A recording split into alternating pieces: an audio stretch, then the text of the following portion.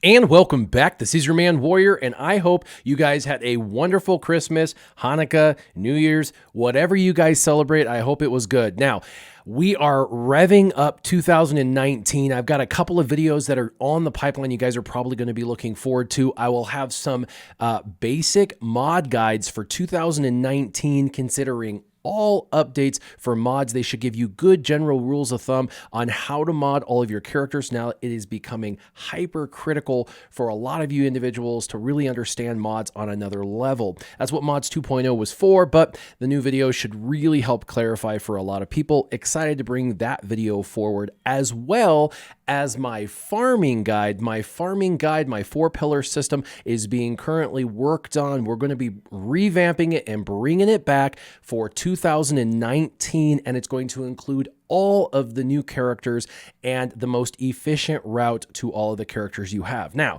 this video is very specifically about CG Crumb's recent post from January 2nd. Today's January 3rd. So this was yesterday. I wanted a day to really process it and kind of read through it. And I am not really happy with the decision that Capital Games has made. That's my opinion. I think there'll be some people who enjoy it.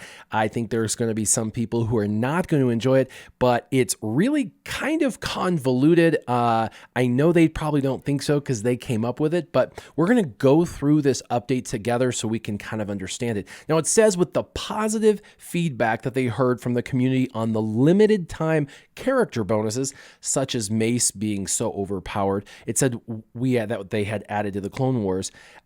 With it, they're going to continue to shake things up in Territory Wars as they move into the future. Now that got me excited. I'm like, great. They've got character bonuses in the past that were kind of cool, like Coruscant Underworld Police.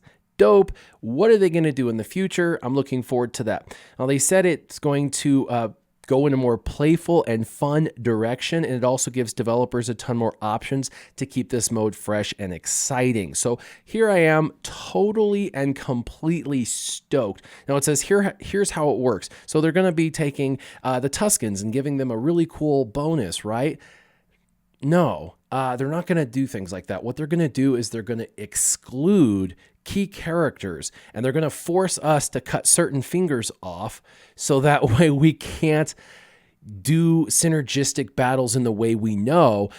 So they're basically trying to intentionally handicap all of the teams that we already have come to know and love. Now, some people may say that's fun, and others may get upset because now that you've invested in a specific synergistic team, it's going to handicap you. And for the whales, it's not that big a deal, such as myself, because if they say I can't use Talia, I'll just use Spirit or whatever. But for your free-to-play or smaller dolphin characters, individuals, which is like 85% of the population who play this game, this is terrible, because if you have very specifically strategically developed only 5 of your Night Sisters and they handicap you by taking away one of the 5 you have, you won't have any additional to plug and play. That's kind of a big deal, and I don't think that it makes it very fun, even for myself. Now, so excluding things, not so much. Adding things, definitely. So my feedback to them is, in the future,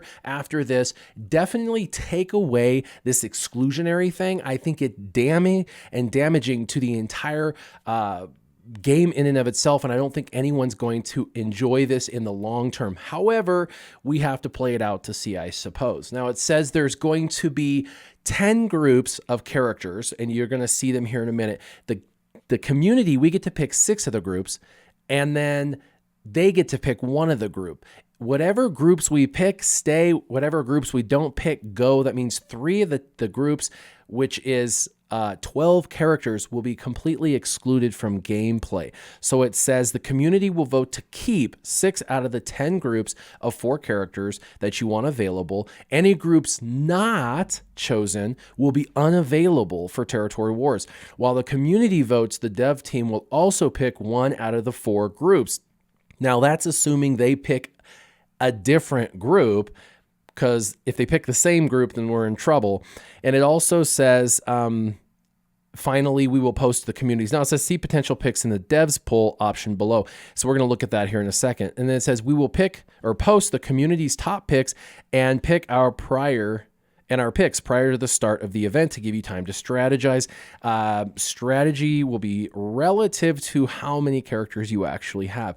Now, other rules, it says any unlisted character that's not in a group will be available to use, so they're not on the chopping block as sorts. And then the poll's going to be open for another few days, like 4 more days. So you got to go and you got to vote. And then it says the results of both the community and internal dev poll will be posted on the 9th. We'd love to hear your feedback. So here you go. I'm giving you my feedback. I'm glad you love to hear my feedback. And the poll has a survey link. Now you can see that there is a number of groups, and we're going to go through this poll. I'm actually going to do this poll with you guys, and then it looks like it says that they are going to group or choose one of these 4 groups down below. We have no power in picking those bottom 4 groups. So there's actually a total of 14 groups that are on the chopping block. Kind of crazy. And there will be 4, 5, 6, 7 times 4. So 28 characters will be excluded. 28, a third of probably all the characters you would normally use. That's like a third of every major team that you have. I don't know. I think this is silly. That's the best word I'm going to use to describe it. All right, I went to the link and it says this month we have a chance to pick it. It tells you get to pick 6 of the groups. So let's get to picking. So let's see. I think that we should have Jedi Training Rey. So we'll pick that one. I think we should have Commander Luke Skywalker. So let's pick that one. It also has Kylo Ren unmasked. I think you need the leaders, because if we don't have the leaders, we're going to be in real trouble. I think Thrawn, that's such a bad group. How's he? Jedi Training or Jedi Knight Revan.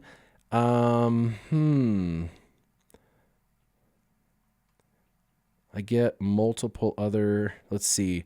Mother Talzin. Let's see. 1, 2, 3, 4. I've got 4. Yikes. Death Trooper and Darth Treya are both really important. And man, I don't want to exclude Asajj and Jango. So let's pick them. Man, that means I don't get Thrawn. I could live with the other 3 without the other 3, but let's see, 1, 2, 3, 4, 5, 6, 7. I have 7 chosen. How many did they let me? They said 6. I'm not sure why they're letting me choose more. So I got to unselect one. And, oh, man, let's unselect.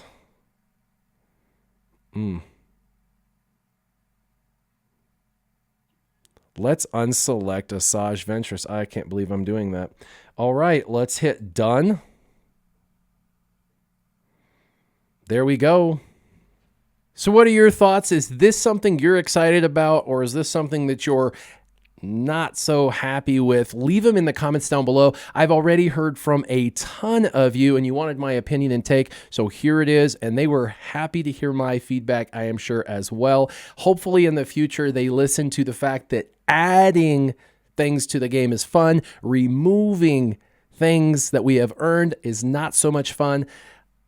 Put that in your piggy bank, and hopefully you guys enjoy this new mode, even if it is something that doesn't make you super happy. Hopefully it's still entertaining. As always, if you have any thoughts, leave them in the comments down below, and keep your gaming on. Warrior out.